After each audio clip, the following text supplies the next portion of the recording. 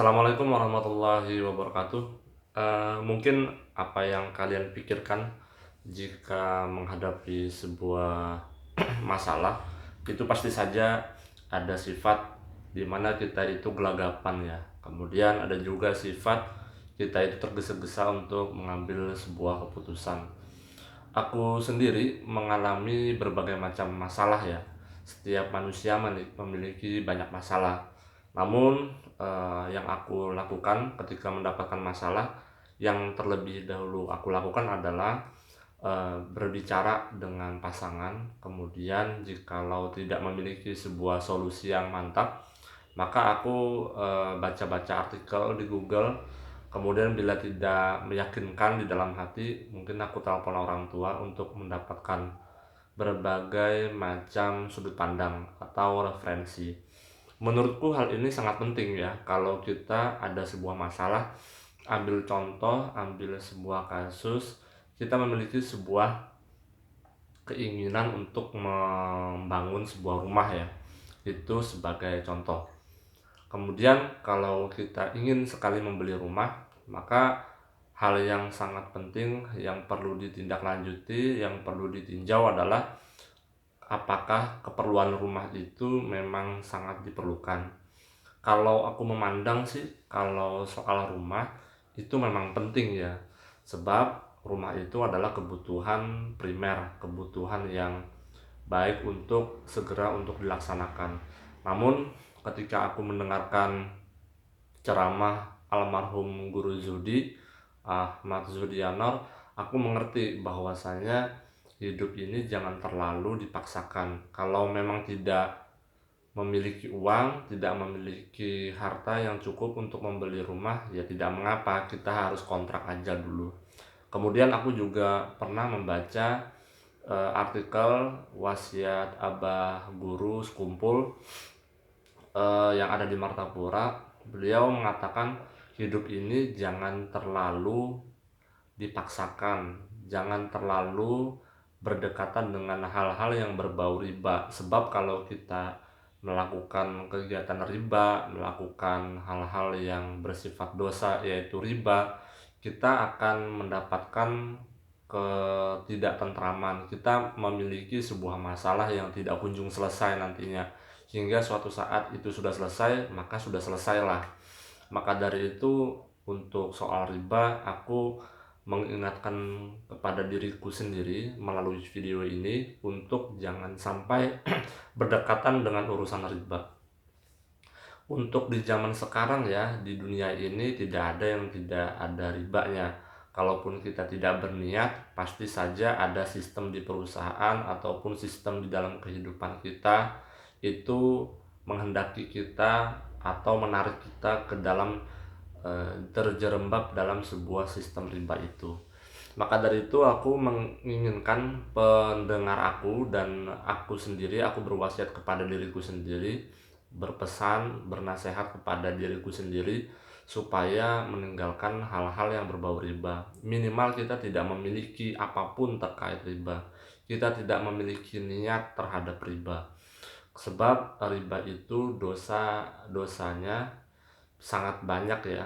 Ada 7 golongan. Yang pertama, yang paling biasa hukumannya ada seperti kita menzinahi ibu kandung sendiri. Itu seperti dosanya orang-orang yang menzinahi ibu sendiri, ibu kandung sendiri.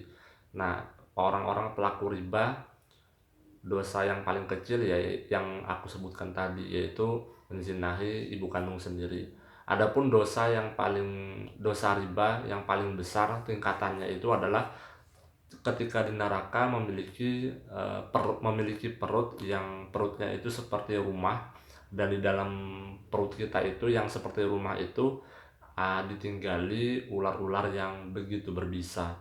Nah, kalau aku melihat hal tersebut begitu ngeri ya, dan aku juga cukup merasa bahwasanya di Indonesia ini dihuni oleh orang-orang yang memang sudah tahu sebenarnya riba itu bahayanya seperti apa. Namun di satu sisi mereka melakukan hal riba tersebut karena tuntutan kehidupan. Ada sebenarnya contoh-contoh pekerjaan yang memang banyak terkena hal-hal yang ribawi, yang sifatnya ada ribawi. Konsep dari riba itu adalah misalkan aku berhutang 10.000 kepada adik aku misalkan, dan aku mengeluarkan atau mengembalikan uang tersebut 11.000 atau 20.000. Nah, itu aku kena dosa dan adikku juga kena dosa. Nah, hal inilah yang aku ingat betul perkataan dari almarhum Guru Sekumpul dan Guru Zudianor, ulama karismatik dari Martapura Banjarmasin, dan ulama almarhum Guru Juhdi yang berada di Banjarmasin.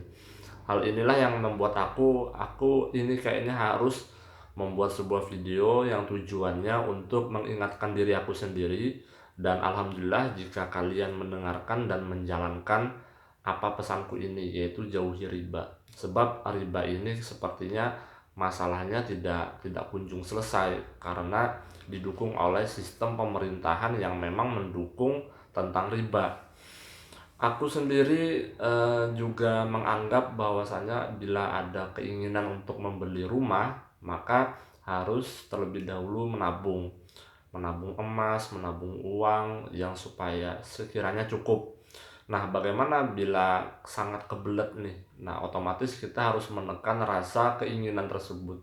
Sebab untuk membeli rumah yang permanen, membangun rumah di Banjarmasin itu memang perlu kesabaran dan jangan sampai terkena hal-hal yang ribawi. Tidak masalah sebenarnya untuk mengontrak rumah terlebih dahulu, karena hal itu tidak melanggar batasan-batasan hukum dan tidak melanggar syariat agama juga. Maka dari itu aku berpesan kepada diriku supaya bisa bersabar terlebih dahulu ketika ingin membangun rumah. Memang ya, manusia itu banyak masalah karena bukan manusia namanya kalau tidak dirundung masalah. Karena masalah itu adalah sebuah uji coba ya yang diberikan oleh Allah kepada hambanya, apakah mereka ini mengambil keputusan berdasarkan syariat Islam ataukah tidak gitu.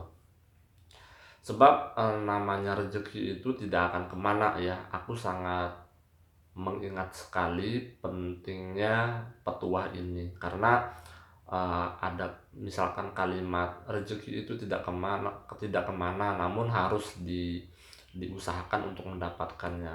Aku yakin akan membeli rumah atau membangun rumah nanti di Banjarmasin. Aku selalu berdoa dan aku selalu berusaha karena untuk selama ini memang prinsipku itu menjauhi hal-hal yang berbau riba, menghindari akad-akad yang berbau riba. Mungkin itu saja pesan yang harus aku ingat, yang dimana aku berharap juga kepada kalian supaya menghindari hal-hal yang berbau riba.